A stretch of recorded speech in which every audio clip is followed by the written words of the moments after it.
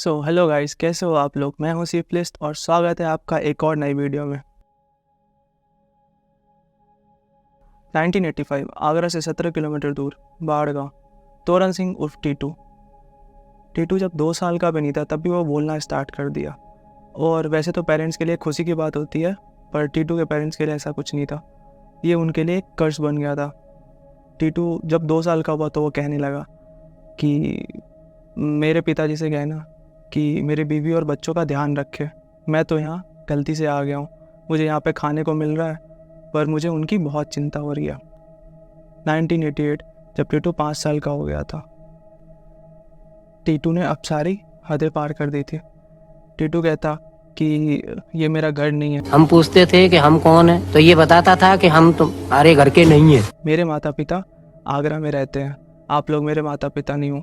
और वो ये भी कहता कि मेरा नाम टीटू नहीं, मेरा नाम है सुरेश शर्मा। मेरी बहू का नाम उमा है, मेरे पापाजी का नाम चंदा भारती है। और वो ये भी बताता कि मेरा घर आगरा में है और मेरा आगरा के सदर बाज़ार में एक सुरेश रेडियो नाम की दुकान भी है। इससे बुरा और क्या ही होगा कि कोई बच्चा अपने माता पिता को अपना माता पिता ना माने और किसी और को अपना माता पिता माने।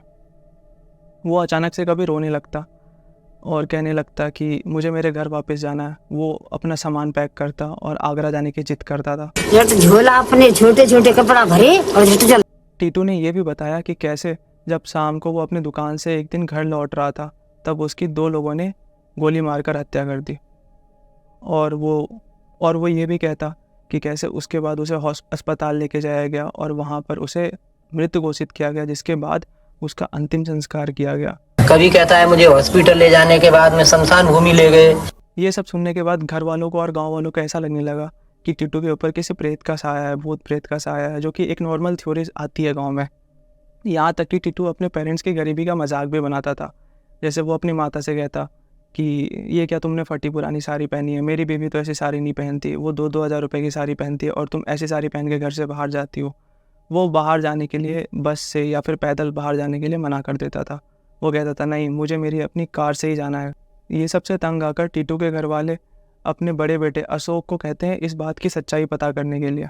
अशोक अपने दोस्त के साथ इस बात की सच्चाई पता करने के लिए आगरा को निकल जाता है। सदर बाज़ार में काफ़ी ढूंढने के बाद जब उसे कुछ थक हार के नहीं मिलता, वो बैठता ही है, तभी उसकी नज़र पड़ती है एक बोर्ड के ऊपर, सुरेश रेडियो।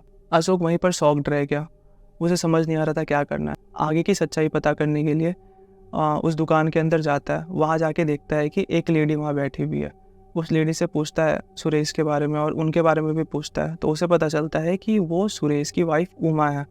और उस लेडी ने जो स्टोरी बताई उसको सुनने के बाद अशोक एकदम शॉक्ड रह गया।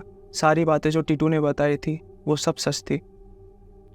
अशोक ने उसे सारी बातें बता दी जो टीटू कहा करता था बचपन में।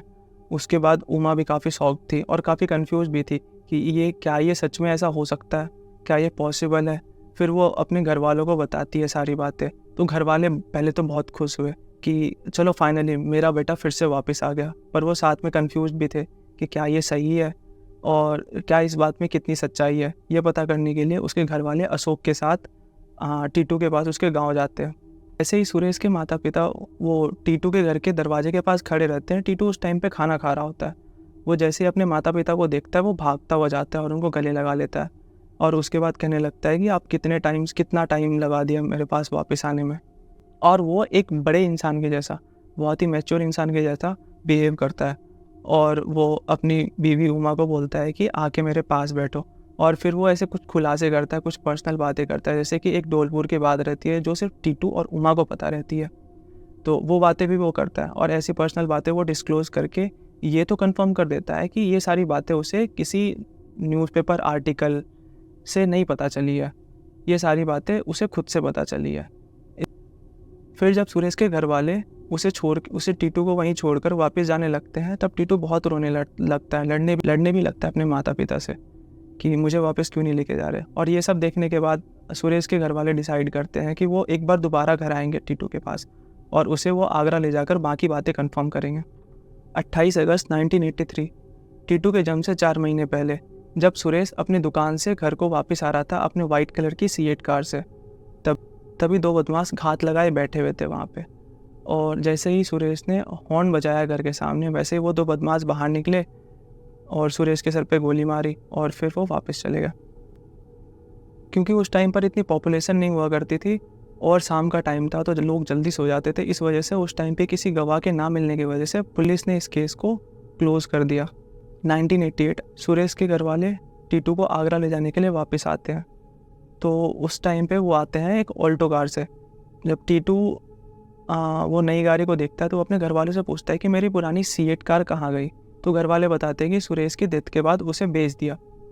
फिर टीटू एक बड़े इंसान के जैसा जाता है, कार की ड्राइविंग सीट पे बैठता है और उसके बाद वो रेडियो का वॉल्यूम तेज़ करता है एक बड़े इंसान जैसा, और सुरेश के भाई की मदद से वो कुछ दूर गाड़ी ड्राइव भी करता है। एक 5 साल का बच्चा गाड़ी ड्राइव करता है उस टाइम पे। सुरेश के घर वालों ने टीटू के लिए पहले से ही कुछ टेस्ट प्री प्लान करके रखा था।